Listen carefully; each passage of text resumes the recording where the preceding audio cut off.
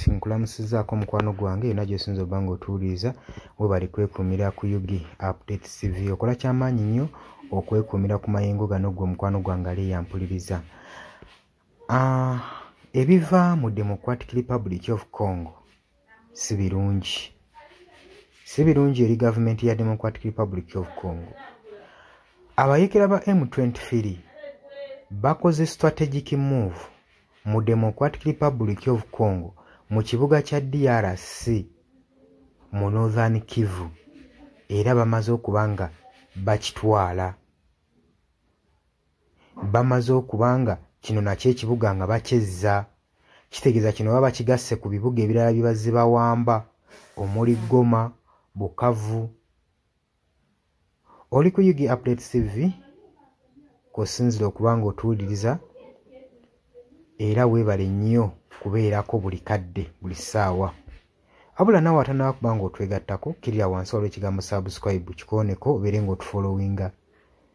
Abali emitala w'amayanja sibeerabidde mu diaspora mbaagala nnyo era mwebale kubeera ku mayengo gano aga Yugi Updates TV.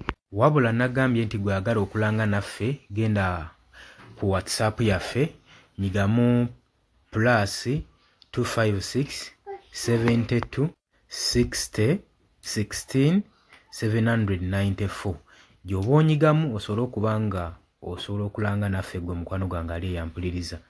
Abayeekera ba M23 basazeeko ekibuga mu Democratic Republic of Congo era nakyo ne bakyeddiza ng'era akabonero akalaga nti bano bagenda maaso n'okubanga beexpandinga territories zaabwe gwe mu ggwanga erya Democratic Republic of Congo.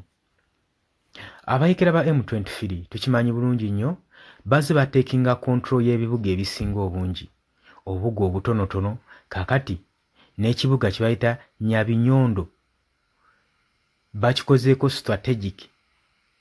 Ekibuga kino kiri mu Northern Kivu provinces mu Eastern Democratic Republic of Congo. Okusinziira ku baloko abawadde lipooti bagamba nti Nyabinyondo ekiroketingiddwa ku kilometers 110 okuva eri mu Northern West eya Goma. Kirangiriddwa nti olw'okuba nti nno kiriraanye Walikale mineral rich area bagezezzaako kiwamba ensonga lwaki bakiwambye kisobola okuba nga kibase kiwalinga okukola strategic n'okukola strengthening okugamba okwongera amaanyi abayeekera bano aba M23 okusobola okulaba nga baakisesinga resources ez'amaanyi ze baagala okuba nga batwala okuva mu bibuga ebyo ebya minerals. Kyentegeeza nti okuwamba abayeekera ba M23 okuwamba ekibuga kino kigenda bayambako okustrengtheninga amaanyi gaabwe okusobola okulaba nga basizinga areas ezo eza rich mineral areas ezirimu ebyobugagga basobole okuba nga babyeddiza nabyo. Jjukira nti nno akabinja k'abayeekera bano aka M23 baadde bamaze dda okusalako ekibuga Goma mu January era ne bagenda mu maaso ne bagaziya conflicts mu kibuga ekyo. Kaakati Nyabinyondo nakyo kiri under their control era abayeekera ba M23 bali mu better position okuexpandinga territories zaabwe sako ne influence zaabwe mu Democratic Republic of Congo. Ebyo ng'obitadde ku bbali ng'ogyeko pro-government eya Wazalendo militants bamaze okuba nga badefeatingibwa n'abayeekera ba M23 eri mu Lubero territory. Eno nno paati ndala ya Northern Kivu ebadde egezaako okuforcinga abayeekera bano okuretreatinga okuva mu Kasugo oluvannyuma lw'ewiiki emu okuwambibwa. Kasugo eno baagiwamba wiiki emu emabega.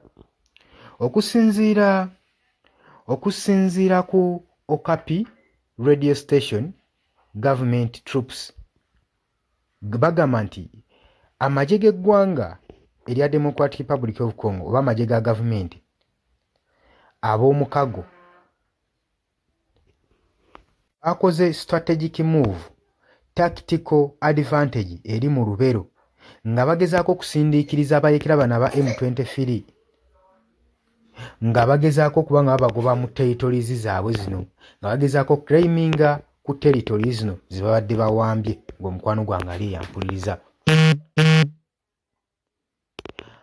Nga wayise omwezi abayeekera ba M23 kyenkana badde bagezaako okuba nga balwana okutwala Lubero nga balabanga strategic location nga singa bawangula bajja kuba n'obusobozi obulanshinga ataaka olumbagana Ssunzuggu ku Butembo.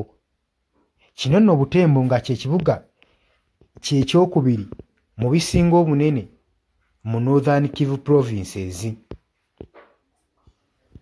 Eno nno bato ey'okutwala ekibuga kino oba area eno tugenda kubeera lutalo Ssinziggu kubanga mu Northern Kivu ekibuga ekisigaddeyo kyokka ekimu ekiri rich mu mineral mu Democratic Republic of Congo kigambibwa nti mineral waakyo ali waffe era amakinga okuba nga target abayeekera gye baagala okutagetinga Butembo naye nga tetumanyi oba kinaasoboka. Ng'oggyeko okuba nga setback ke baafunyeemu Lubero abayeekera ba M23 bagenze maaso n'okwadvansinga era bongedde okunyweza kino ekibuga ekiba kibaakawamba kye bayita Nyabiyondo era bagenda maaso n'okulaga eryanyi yaabwe era boolesa eryanyi era bashifutinze battle line nga bagezaako okulaga ekigenda mu maaso nga bagezaako okugenda mu struggle okulaga struggle gye baliko ku dominance wakati w'abayeekera bano saako ne government forces bagezaako okulaga eryanyi nti basobola era government n'eggwanga erya Democratic Republic of Congo baagala kulyeddiza.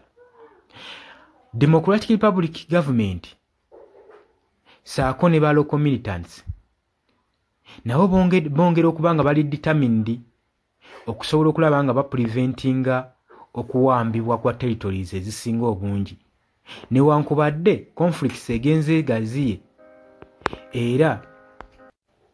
era nga bagenze olutalo lugenda lugaziwa ng'era ng'ekyokunoonya eddembe kikyalimu obuzibu era tumanyi nti no baba banaakiivinga mu kino kye bagenda mu maaso n'okuba nga banoonya gwe mukwano gwange ali eyampuliriza.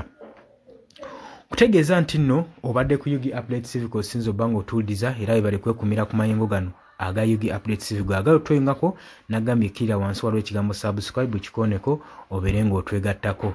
Mbagala nnyo mwe bali kwekumira ku Yugi Update TV tugenda kubanga tukomawo.